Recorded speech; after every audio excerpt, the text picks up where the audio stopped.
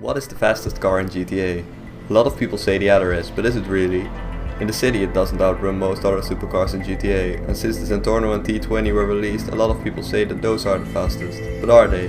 Today we will find out. My name is Hans, and this is the first episode of GTA Vehicle Breakdown. For this test, I used supercars that are the fastest on paper, and they are all completely stock of course. You might wonder why I would bother doing this test, because the max speeds are already given on the car website, but I can assure you that none of the cars even come close to that top speed.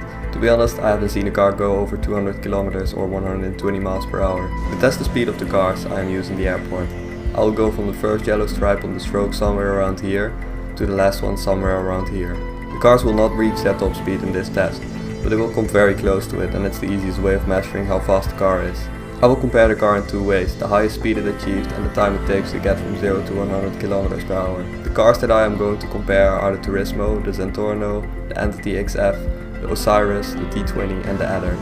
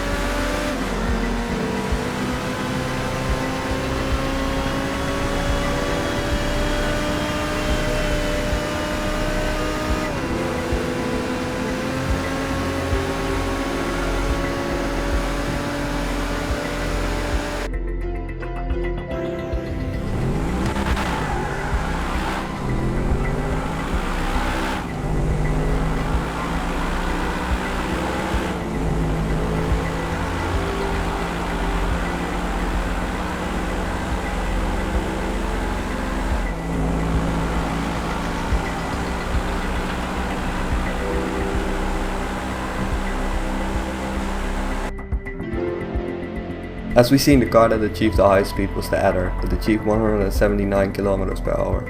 After that the T20 and Zentorno with 175, Turismo R and Osiris with 174, and at last the Entity XF with 173. The cars that achieved the fastest 0 to 100 km were the Osiris and T20, they did it in 330, the Zentorno in 332, the Entity XF in 350, Turismo R in 414 even though it was the fastest on paper, and the Adder did it in 426. Now we know what the fastest cars are, which one should you buy in GTA Online? To be honest, it doesn't really matter. I'd just choose the one that you like the most. I own all of the cars we tested today except for the Turismo R because it looks fucking hideous. And all of them are good to use and fast enough for practically everything. If you look at the best supercar in price quality, I would go for the Zentorno because it handles great and is not too expensive. And if you look at looks, I would go for the Osiris because it looks stunning. That was all for the first episode of Vehicle Breakdown. There are more episodes coming soon and I hope to see you in the next one. Take care. What was that? What was?